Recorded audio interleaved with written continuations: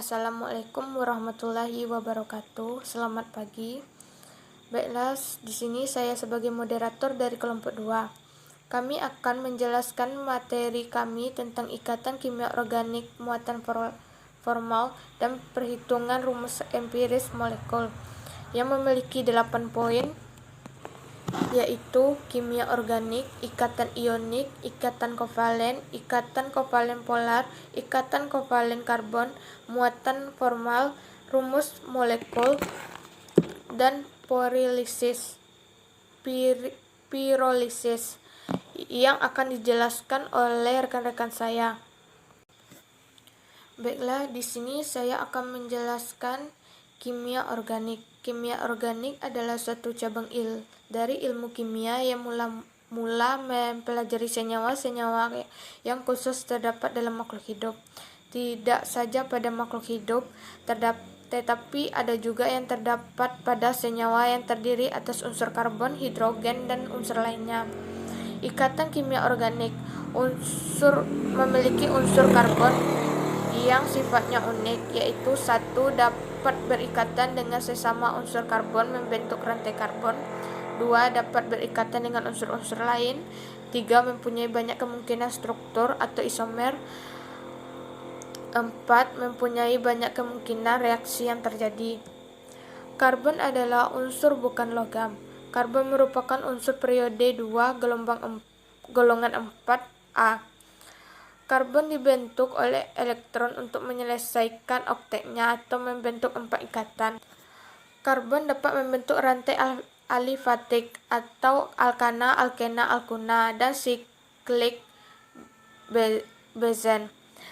Jari-jari atom karbon relatif kecil. Contoh ikatan karbonnya adalah. Baiklah, di sini saya akan memberikan contoh ikatan karbon.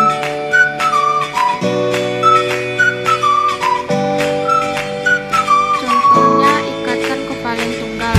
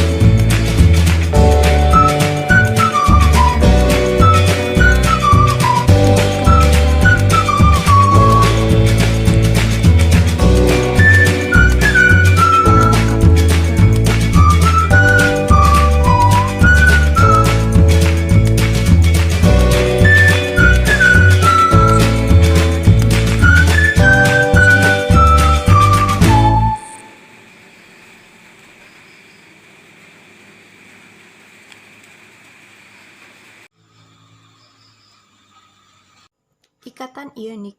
Ikatan ionik adalah ikatan antara dua unsur atau lebih logam dengan non-logam yang terjadi karena adanya serah terima elektron. Atom yang menerima bermuatan negatif atau non-logam, sedangkan atom yang melepas bermuatan positif atau logam. Baiklah, di sini saya akan menjelaskan tentang ikatan kovalen. Apa itu ikatan kovalen? Ikatan kovalen merupakan ikatan yang terjadi karena adanya pemakaian pasangan elektron antara dua unsur non-logam, di mana kita bisa melukiskan atau menuliskan ikatan ini dengan menggunakan rumus yang disebut dengan rumus Lewis, di mana pasangan elektron valensi atau elektron yang terletak pada kulit terluar dapat dilambangkan dengan titik, silang, cross, dan lain-lainnya. Berdasarkan pembentukannya, ikatan kovalen terdiri dari 3 macam. Yang pertama, ikatan kovalen tunggal, yaitu ikatan ini memiliki satu pasangan elektron ikatan, contohnya molekul air, yaitu H2O. Yang kedua, ikatan kovalen rangkap 2, di mana ikatan ini memiliki 2 pasangan elektron ikatan, contohnya molekul oksigen dan karbon dioksida, yaitu O2 dan CO2. Yang ketiga, ikatan kovalen rangkap 3, di mana ikatan ini memiliki 3 pasangan elektron ikatan, contohnya N2. Selanjutnya, ikatan kovalen polar.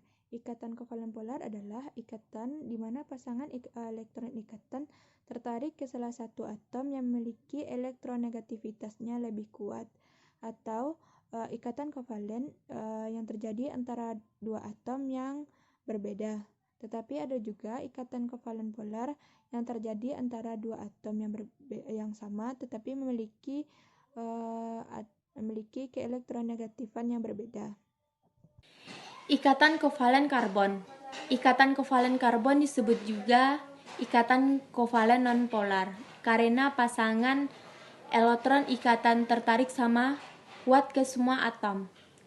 Contohnya CC14. Gambarnya yaitu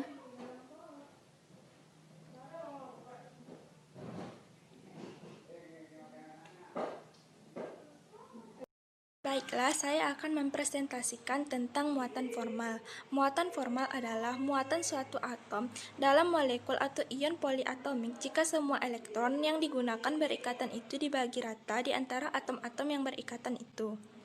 Muatan formal ini digunakan untuk memprediksi manakah struktur molekul yang dianggap terbaik, yang lebih stabil di antara kemungkinan yang ada. Muatan formal dari atom-atom yang berikatan sama dengan nol atau yang paling mendekati nol ini akan dianggap paling stabil. Secara normal, andai terdapat muatan negatif biasanya akan dimiliki oleh atom yang elektronegatifnya lebih tinggi. Rumusnya yaitu muatan formal sama dengan elektron valensi dikurang sigma elektron bebas dikurang sigma ikatan di sekitar atom. NCS-min. Maka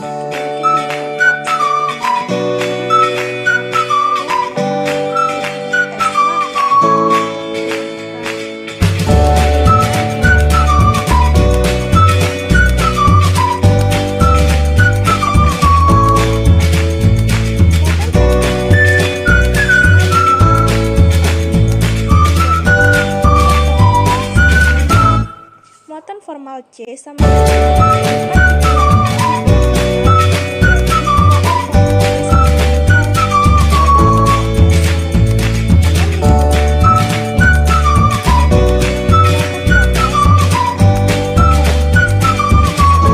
empiris dan molekul. Yang pertama, rumus molekul, yaitu rumus yang menyatakan jenis dan jumlah atom yang sebenarnya yang menyusun satu molekul.